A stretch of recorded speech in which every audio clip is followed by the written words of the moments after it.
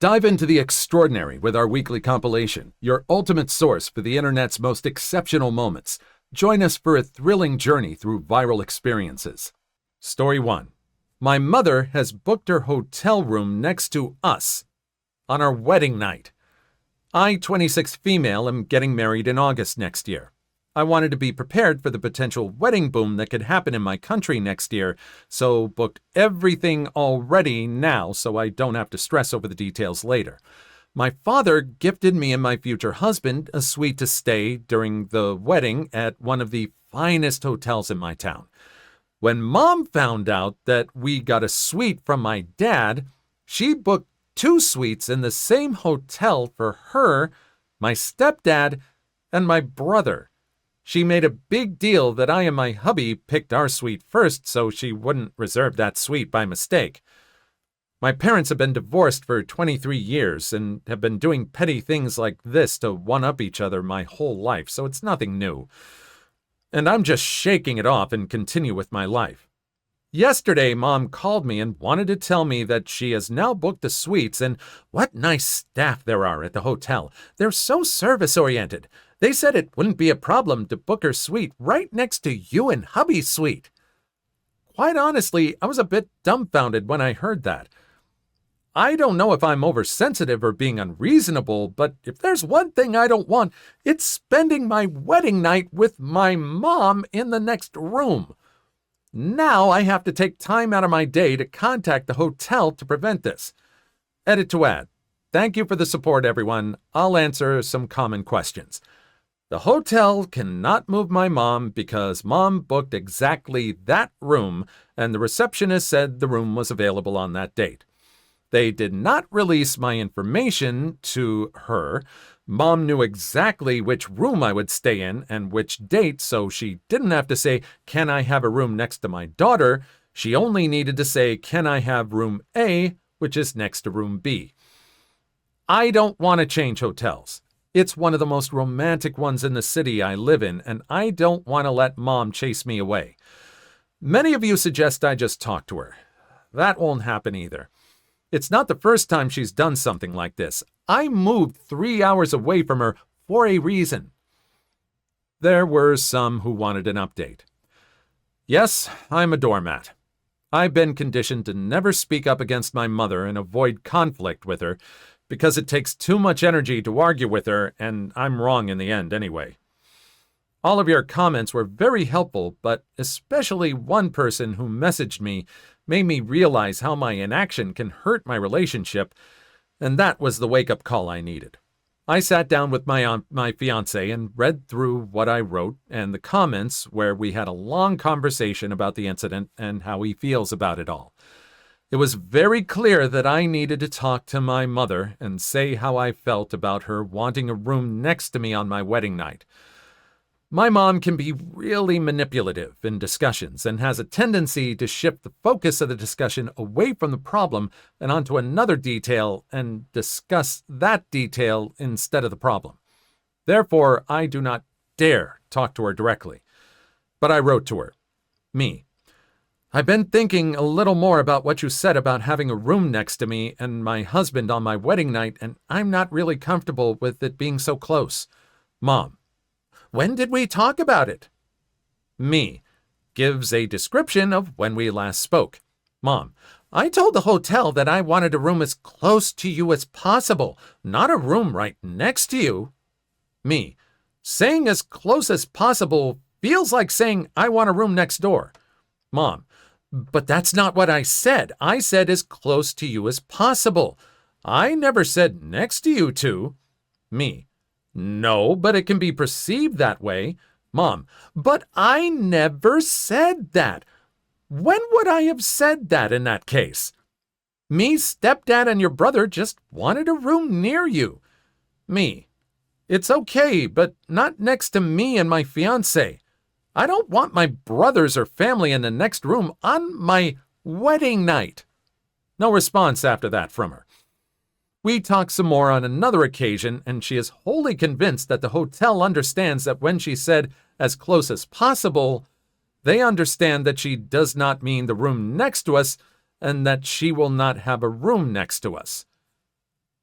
I ask if she has spoken to the hotel about it, and she goes back to saying that the hotel definitely understands what she means.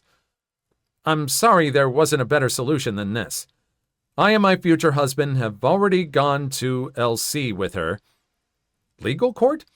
But she has my youngest little brother, 15, at her house, and I can't cut contact with my mom without my little brother being taken from me, and I can't let that happen.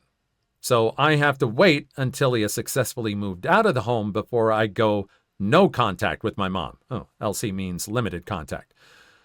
More stories my mom has done to me. She gave me an eating disorder when I was 18 because she talked a lot about weight and diets and encouraged me to lose too. She gave me diet pills and apparently didn't see that I only ate 2 eggs a day and worked out daily after work.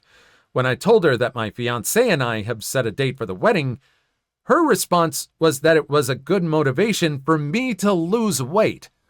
When I talked about what colors I wanted for the wedding, she mentions that she wants to be dressed in the wedding colors, but she shows me dresses in colors I haven't chosen and said that I must have shown her a picture with those colors even though I say no. She doesn't like that she will have to eat breakfast with Dad and his side of the family. I said we all stay in the same hotel and can't exclude people from the breakfast. I wish there was a better solution too. I really wish that there was someone who could just switch them out. I really just wish that they did not. Oh man, I'm sorry. I was about to say I wish that somehow, for some reason, their keys to the suites wouldn't work, but then they would probably go banging on this poor woman's door during their wedding night. But I'm sorry that they had to go through that. Really manipulative. And maybe there is another romantic hotel. I know you don't want to switch, but it seems like you have to. Maybe that's the only solution if you want some privacy on your wedding night. Either that or just somehow find some alternate accommodations for the mother-in-law, the stepdad, and the brother. Who wants them at the next to you on a wedding night? Please like and subscribe if you've made it this far. I hope you'll enjoy the rest of the video and have a wonderful day. Story 1. Am I the a-hole for showing up at my ex's wedding in a pretty dress? My ex and I had a peaceful divorce. We co-parent our 3 children together, and there haven't really been many issues. My ex is getting married to Stephanie. I like Stephanie. She has been great with my kids and makes my ex happy. My ex invited me to their wedding, and I was happy for him. It was my day with the kids, so it made sense for me to come because of his reasoning. When I arrived at the wedding, Stephanie thanked me for dropping the kids off and brushed me off. We had never had any issues before. I explained that I was going to stay for the reception, and she was upset. I was confused because I assumed she knew I would be in attendance. It turned out she didn't consider that I would actually accept the invitation. I told her that I was invited, and since I took the 2-hour drive, I would be staying for the entire duration. She didn't like this response. Stephanie asked me to leave, and I stood my ground. She went on to complain about my dress upstaging hers. My ex and former mother-in-law helped her to calm down, and the wedding shortly began. I thought that was the end of it, but later, in private, Stephanie accused me of trying to ruin her special day. She is convinced that I wanted to show off and make the wedding about my divorce. She said it was rude for me not to leave after the bride requested it because it was her special day. I told her that I am not responsible for her insecurities and once again reminded her that I have no interest in stealing my ex back. She extended the invitation. Should have expected her to accept the invitation. And I don't know. Being asked to leave? It was her day, and she can have and not have who she wants, but she also caused a problem, so I don't think this person should have been forced to drive like 2 friggin' hours back. I mean, especially if she was going to have to, I don't know if she was going to pick up the kids later or not. It was all just assumption on the bride's part. What do you think? Story 2. Neighbor's kid won't move his car from taking up the 2 spaces in front of our home. After asking politely to move it, the family retaliated by moving all their cars to the road, taking up all the space adjacent to our home. California here, getting that out of the way. And full disclosure, it's not my home. The home belongs to my parents, but I house sit for weeks or months at a time for them and deal with the neighbors enough to care. Plus, I love my parents and want what's best for them. I will just be saying my home or my driveway, so I don't have to keep saying my parents' driveway or my parents' home over and over. These neighbors moved in a year ago and have made life so uncomfortable for my parents, they're actually talking about selling their home to move. Their marriage home, with all the memories. I thought they were selling because they wanted to move out of state, but have since found out it's because of them. My parents' neighbor's kid is a very immature 20-year-old and has a beater he leaves parked in front of my parents' front yard.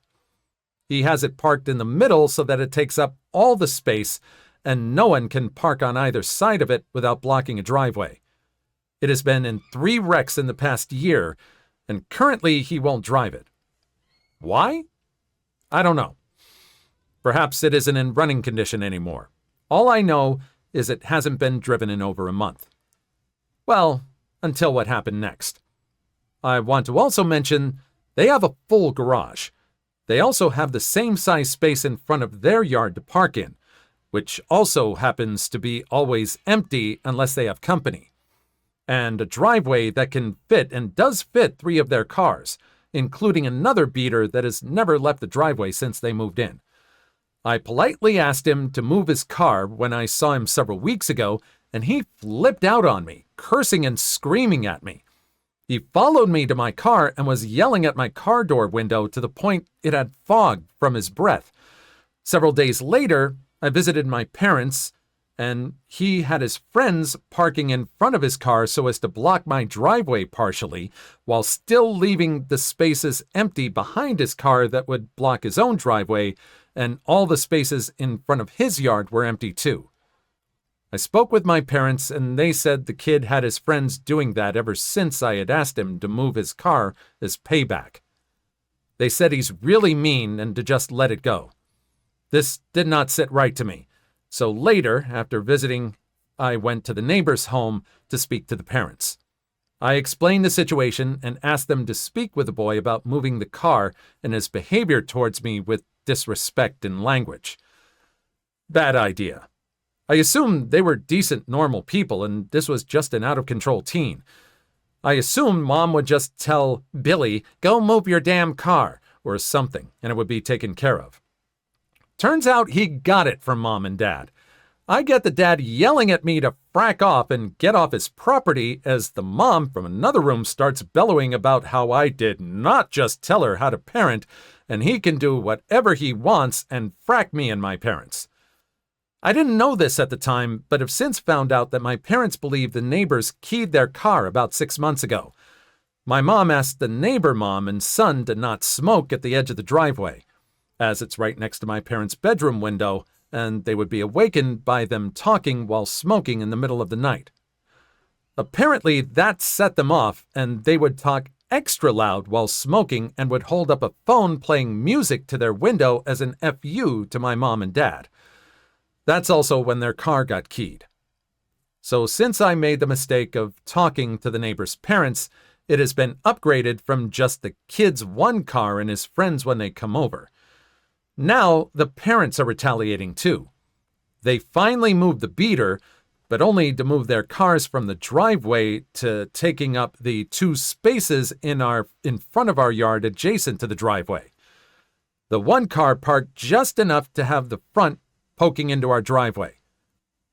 The beater was moved so it's parked on the other side of our driveway in front of our other neighbor's yard, but also sticking out enough to just be in the way of our driveway too. Sorry for the run-on sentence. Did that all make sense? I hope so. This has been going on for a few weeks now. Is there anything that can be done? My parents just seem to want to let it go. Not only do they say that street parking is technically public parking and they can't officially complain about it, but if they complain, the neighbors will only retaliate worse. My parents travel a lot, and my work makes it so I can always be there to sit in the house for them. They fear the neighbors will do something to their property when they're gone. I used to think that they were overreactionary and the neighbor's kid was just rude, but this isn't right. Is there something that can be done to get them to move their vehicles and/or protect my parents so they don't feel forced to move? Probably just document everything. Get a bunch of cameras, start filming stuff, and, just start keeping records. And, maybe make a YouTube channel out of it so you can, probably get help. Apparently, and unfortunately, that seems to be the only recourse for some people. There have been quite a few confrontations with people like this, and they've ended up having YouTube channels to document everything, and that's the only thing that seems to get, police involved on something like this. What do you think? Story 1. My husband's friend told him that I'm cheating on him and that it's best to open our relationship and she could help us. It all started a few weeks ago when we were having dinner with some friends, and one of them in particular began to joke that after 13 years together, surely one of us already got bored of the other, and she, 28 female, said that surely the one who got bored first was me, 25 female, because I'm the attractive one in the relationship. And I know that it affected my husband, 28 male, because that night he joked that he was lucky that I paid attention to him, and I thought at that moment that he would just forget about it. But he didn't. He started asking me all the time if I love him, if I'm happy with him, if I would change something about our relationship and things like that. And yesterday, while we were talking about it, I told him that I would not change him for anything or anyone. And he started crying, which was really weird because he rarely cries. And I didn't like seeing him like this, so I spoke with his sister, with whom he's really close. She told me that for weeks, one of our friends has been telling him that he should prepare for the day that I cheat on him or leave him. And she also told him that she thinks I'm already seeing someone else, that if he wants it to be less painful for him, it's best to open the relationship. That if he wants, she and her boyfriend can help us open our marriage since it would be easier because we both know them, that this will help us because we will be able to experiment with more people and I will not get bored of him and he will also be able to have fun with her, like the lifelong friends they are. According to his sister, he told her that he hates those things, but if I want to do it, he'll let me experiment with more people. And to be honest, I hate everything that has to do with open relationships too. If you like it, great, but it's not my thing. And I thought that I was always clear with that.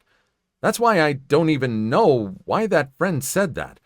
She has an open relationship, but she was never one of those people who wants everyone to be like them.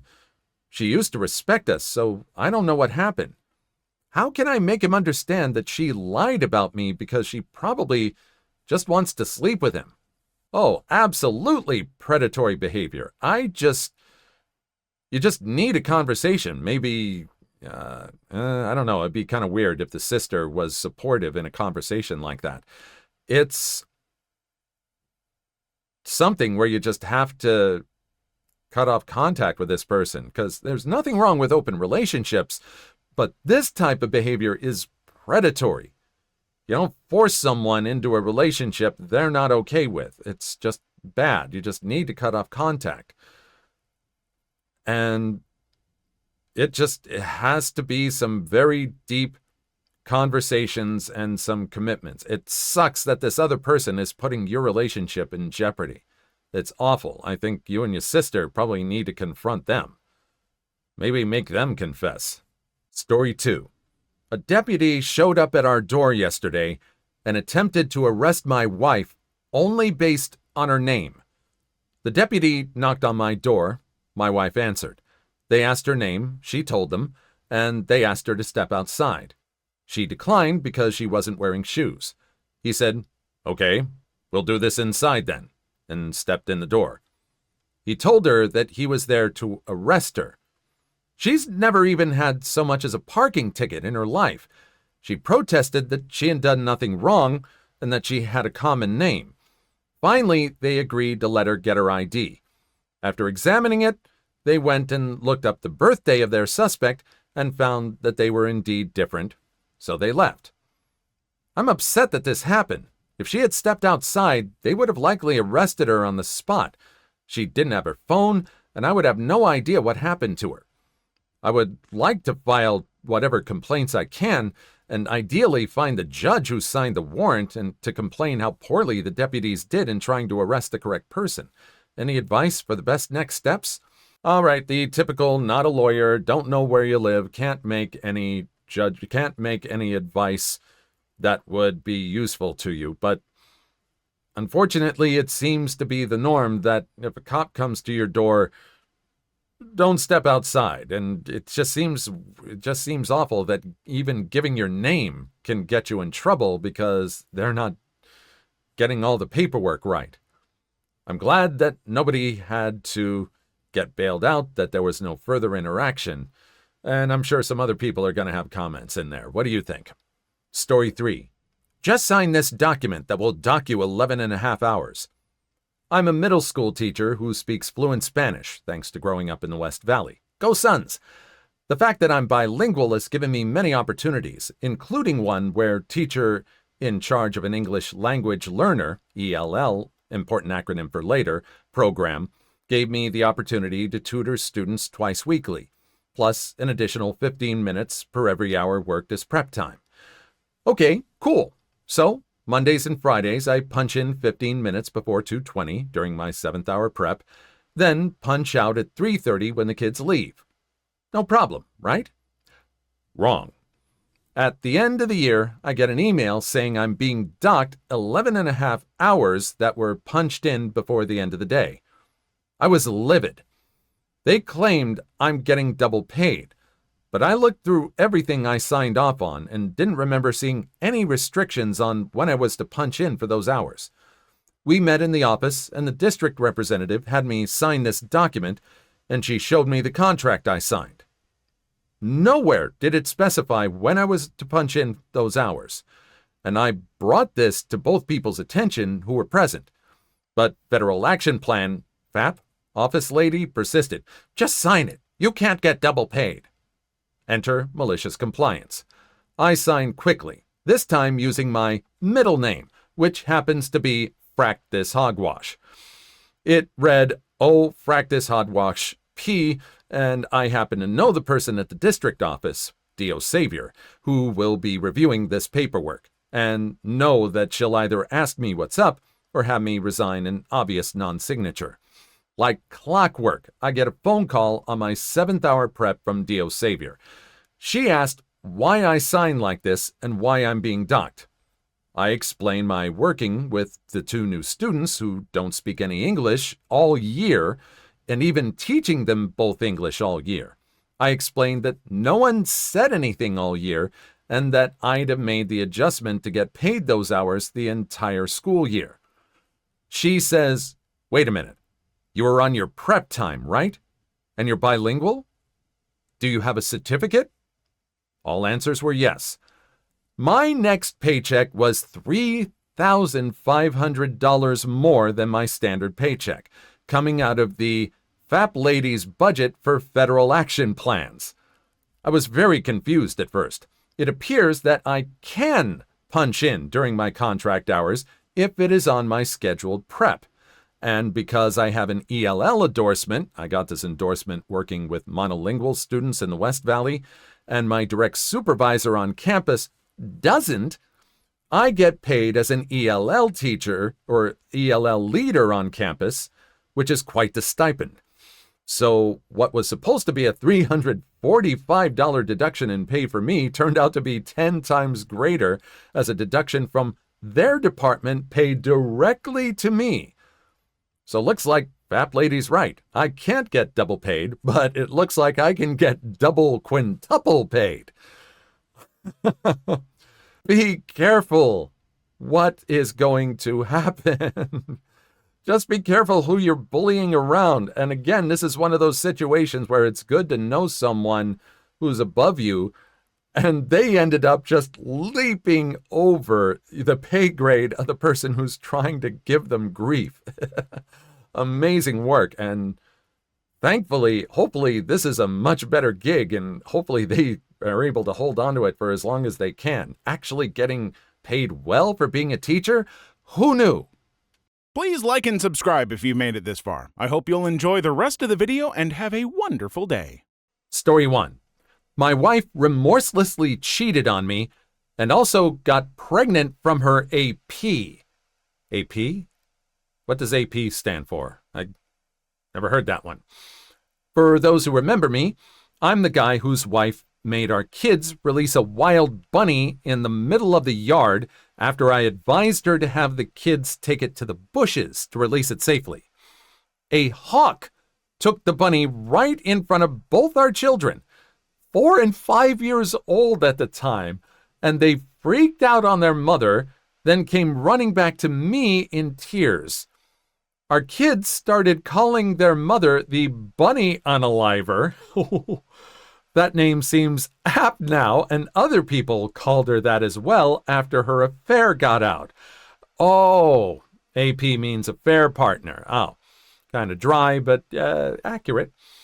What happened with that poor bunny is ancient history compared to what I have to tell now. I'm speaking as a free man after finishing divorce a couple months ago.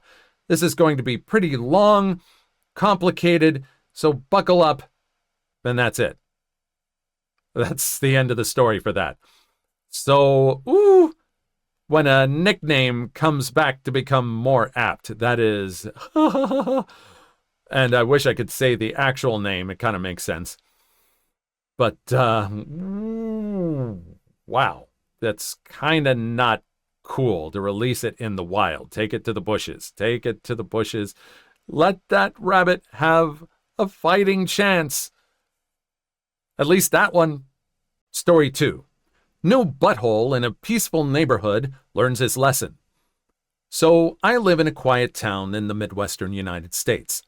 My house is the last house at the end of a sleepy little dead-end road. New guy moves in next door. Let's call him Dick. Dick was probably one of those guys who was so popular in high school that he thought he had it made without doing any work and tried to spend the rest of his life living off being the cool guy. Type of guy who drives a lifted truck and a motorcycle. Don't get me wrong, I ride motorcycles myself. What I don't do is sit in my driveway at 2 a.m. and rev my engine. Ooh. There's a bit of a downhill slope from the middle of the street to our houses at the end, and Dick likes to race down this hill, then lock his brakes and drift into his highway. The first winter after he moved in, I noticed that my mailbox had been crushed and there's fresh tire tracks in the snow leading down the street, over my mailbox, and into his driveway.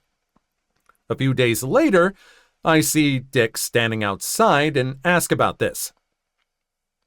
He denies the entire thing and says he doesn't know what happened to my mailbox and that it must have been a delivery guy or something.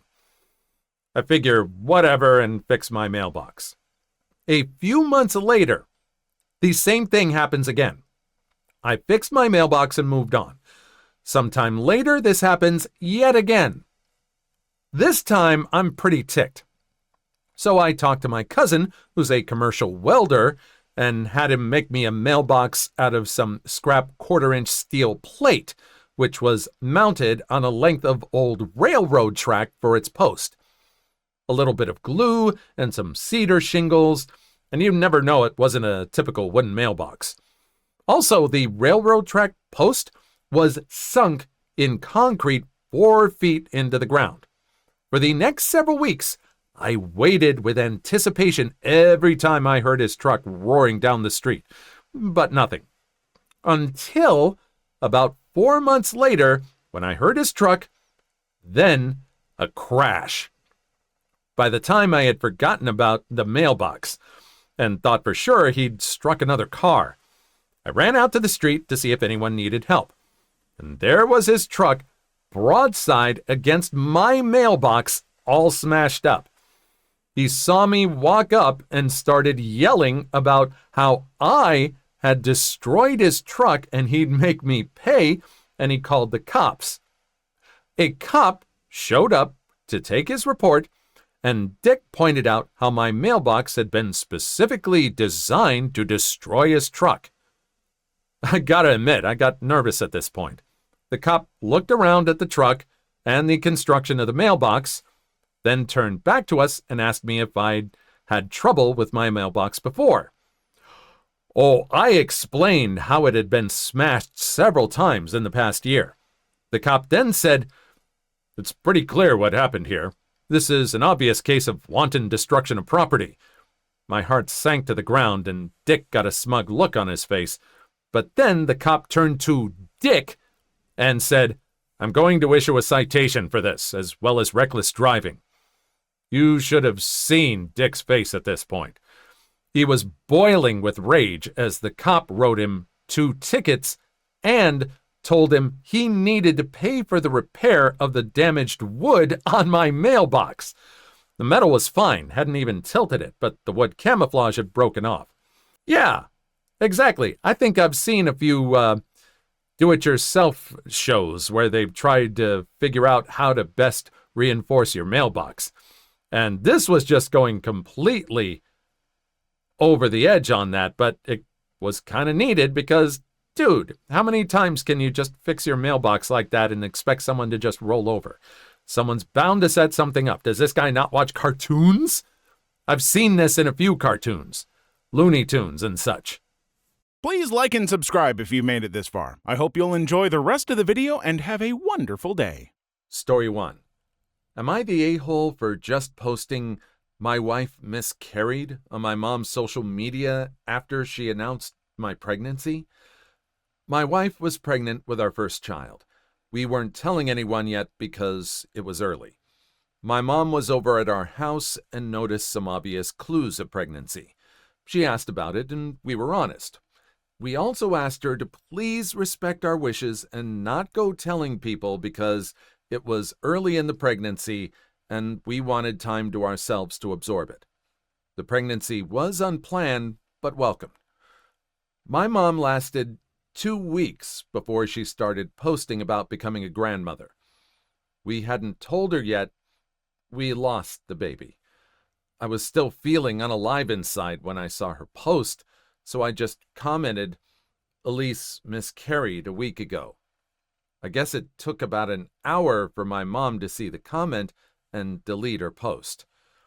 We have been getting condolences, which we don't want, and my mom has been getting dumped on by friends and family for being so insensitive. She's mad at me for not telling her that we had lost her grandchild. I think I was an a-hole because I replied that I didn't want her blabbing my family's personal life again. She's crying, and my dad says that I have every right to be upset, but that I could have been nicer. I'm just so angry right now, I don't know how to feel. Am I the a-hole? Not really. You told her. Respect your wishes. This is your personal stuff. Maybe it affects family, but you made it clear. Please don't tell people. We don't want people knowing about this. Please don't tell them. And she just decided that meant please don't tell people for 2 weeks. And now your issues are out in the open, and you didn't want to deal with it, but now you're dealing with it. She could have respected your wishes. It's kind of on her that all the consequences come with this kind of an announcement, including the possible losses. I'm not thinking you're the a-hole here. Story 2. Going along with a sexist car salesman. My wife and I have used a salesman's sexism against him, and it was so satisfying. It was when we bought our first new car. We were nervous that we didn't know what we were doing, so we did a lot of research. It helps that my wife is a librarian. When we got to the dealer, the salesman would only talk to me. I was all buddy-buddy with the guy too, but he completely ignored my wife. We went along. The dealer was running a promotion where they would give you X amount of dollars for your trade-in, no matter what condition, if you can drive it on the lot kind of deal. Of course, they just don't discount the MSRP in those cases, so it's a gimmick. When we walked in, the salesman asked what car was ours parked outside, and then asked if we were trading it in. I said, no, we weren't trading that car in. You can see where this is going. As I said, we'd done our research and knew what a fair price was for the car we wanted. At the time, Edmunds had detailed dealer-level price information for many cars, or many new cars, including all the various ways a dealer gets paid and what their true costs are. The invoice price is not their true cost. I negotiated the price since he wouldn't talk to the wife, and we arrived at a number I thought was fair, actually. We got a good deal at that point. Everything was going smoothly as he wrote up our agreement until he confirmed that we didn't have a trade-in. I said, no, we were trading in a car, just not the one we drove into the dealer with. He literally froze for a few seconds, looking down at the form, his hand hovering over the page. He asked the make, model, and year of our trade-in, and when I told him, he sputtered and balked. The car we were trading in was on its last legs. I'd had it all through college, and it was old before I bought it. It was definitely past its prime. I said, I thought you were running a promotion where the quality of the trade-in doesn't matter. I asked him if he would have given us a higher price if he knew we had a trade-in. My wife said under her breath, that's sleazy. He heard, as she intended him to. He then tried to renegotiate the price. We knew from our research that if they give us the price we had already agreed on, and they honored the trade-in deal, then they would be losing money. So we were willing to move a bit, but we wanted to take our time. He was visibly nervous. Every time he tried a new way of asking for a higher price, I would say something like, I understand what you're saying, with a sympathetic look. Then I would look at my wife, and she would look back at me and silently shake her head no. I'd then look back at the salesman and shrug and say, I don't think that's going to work. He was stuck. She was the one standing in the way of him getting out of his predicament. But he hadn't talked to her at all. He had barely even acknowledged her presence. He just couldn't start talking to her now when we were negotiating. Oh, and I even got to use the classic car salesman line, what do I have to do for you to get me this car today? We finally agreed to raise the price to an amount that, after figuring in the trade-in, was what we had thought was the break-even price. We hadn't expected to get that low of a price, and we also got them to install a nice aftermarket sound system. It's the best deal we've ever gotten on a new car. Honestly, we're not the best negotiators individually, but that day we made one hell of a team. Yep, definitely do your research. That's excellent that you knew the ins and outs of what was going on and you were able to find the right information and be able to make it work for you. And definitely put the pressure on this guy. I think it's a vindication for everybody who has ever had to deal with car salesmen before and not knowing what they're getting into. Story 3. I'm an adult, and my father put a GPS tracker on my car that he refuses to remove. I live in Philly. My father lives in New York, and the car has New York plates. I am 20 years old, and the car was originally co-signed with my mother, but I have since paid off the car. I am the only person on the list. I pay for the car insurance on my own and all other fees and maintenance. My father put a GPS on the car when I got it when I was 18 and living in his home. I have since moved out, and he refuses to tell me where the GPS is hidden, and I'm not able to find it. He will text me and comment on where I am or where I was, like, "How was the movie you saw? Staying late at work today?" And it scares me because he's an abusive person. I feel trapped, and this causes a lot of anxiety for me. I am so sorry you have to go through this. Surely there must be someone that can help you find where this GPS tracker is.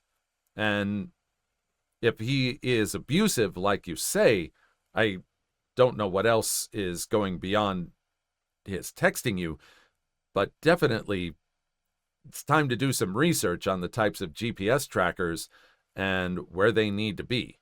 Maybe you can find someone in the auto industry who knows about cars and can figure out where this thing is. I hope you're able to find the help you need and be able to remove this soon. Story 1. Am I the a-hole for using home security cameras to expose my girlfriend's gaslighting? My girlfriend, Anne, 25 female, and I, 25 male, have been dating the past 5 years, since college.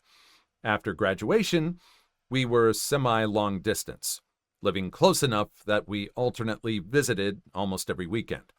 In 2018, Anne got a job in my city, and we found a place and moved in together. Now's a good time to mention the security cameras in our house. Break-ins are unfortunately common where we live. We thus got some motion-activated cameras, one of which has a view of our kitchen to monitor the back door. The cameras only record when there's motion so they can retain footage for a very long time. Anne, of course, knows this. About a year ago, Anne started complaining I wasn't contributing equally to chores. I've been obsessive about chores my whole life. Growing up, not doing the chores meant no video games for a week. When I lived with roommates, I was always the chore taskmaster, making damn sure we all stuck to our chore wheel. Anne is just as fastidious about chores, so we just naturally alternated who did what. I'd just been brushing her remarks off, but over the last few months, they've been much more aggressive. E.g., I was vacuuming, and Anne said, "Look at you, finally cleaning up around here." I replied that we alternated vacuuming, to which she retorted, "No, you vacuumed maybe twice since I moved in." Exchanges like this have been happening so frequently that I began to doubt my own recollection. Am I not as clean as I thought? Finally, she exploded at me last week. She said that having to stay at home constantly over the past weeks exposed how little I do around the house, and that she didn't move in just to be my maid. Questioning my own sanity, I spent a few hours going through the entire 1.5-year archive of security camera footage and tallied the exact number of times the kitchen cam caught each of us doing dishes. Our cleaning supplies, vacuum, mop, etc., are in the kitchen pantry, so I also tallied up how many times we grabbed cleaning stuff. To my vindication, the tally showed that we indeed split chores equally. She vacuumed and mopped about 5 more times than I did dishes about 20 more times than she did. Given that we vacuum and mop at least once a week and do dishes at least every day, these are insignificant differences over the year and a half we've lived together. When I confronted Anne, she shrugged off her behavior as remembering things differently. But the real sin here was what I did, which she called an unforgivable violation of her privacy, akin to abusive stalking. She has broken up with me and is trying to move out, although obviously this is difficult due to current circumstances. I'm totally heartbroken. Anne was the love of my life, and I can't believe she destroyed our relationship like this. To make matters worse, she told many of our friends who are mostly siding with her. They've been texting me that what I did was creepy, abusive, controlling, invasive, etc. I'm at a loss. I'm beginning to think I'm the one who's off base here. If she exploded at you, maybe you should have put forth this plan ahead of time. Okay, we have the cameras here.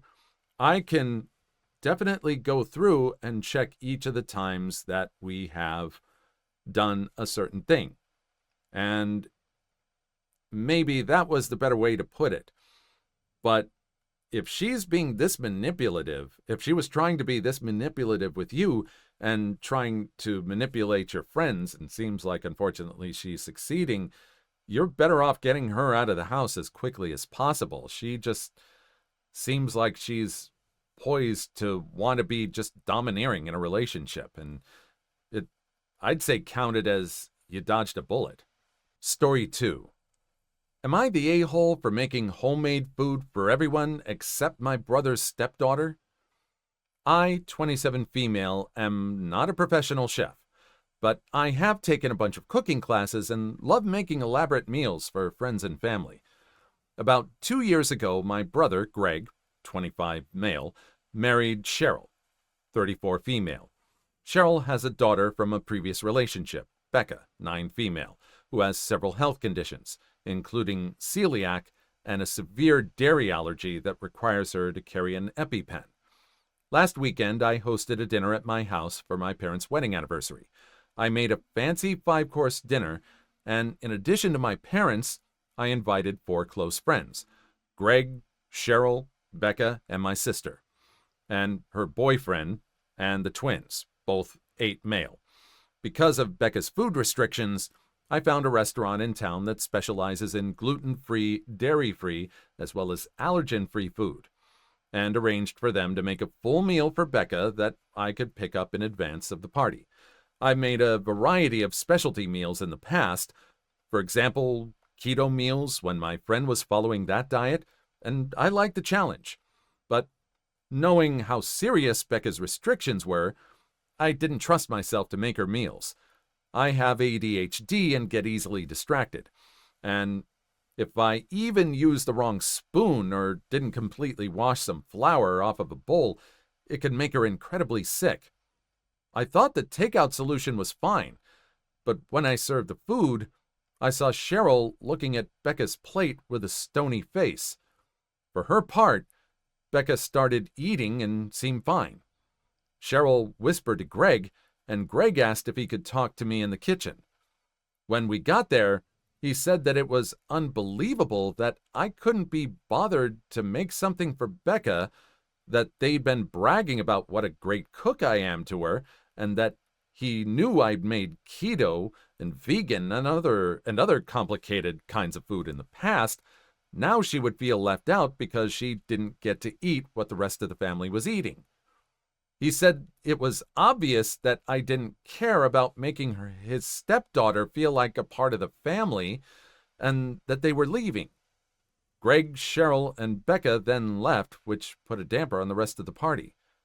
I felt like I did my best at the time, but in hindsight, I wonder if I should have tried harder to make Becca feel included, since she's a relatively new addition to our family. Am I the a-hole?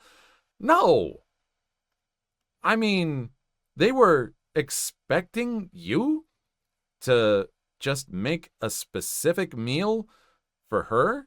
You've made it for others in the past, sure, but you went out of your way to find food that this person could eat while being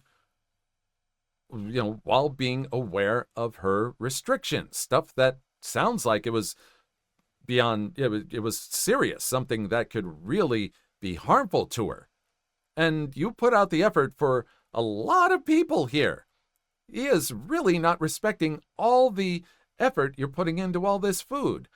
I don't think you're the a-hole at all. You did your best to include her, and Becca seemed to enjoy the food. What's the big deal? Please like and subscribe if you made it this far. I hope you'll enjoy the rest of the video and have a wonderful day. Please leave your story in the comments. I would love to make a video on them in the future. Also, don't forget to like and subscribe.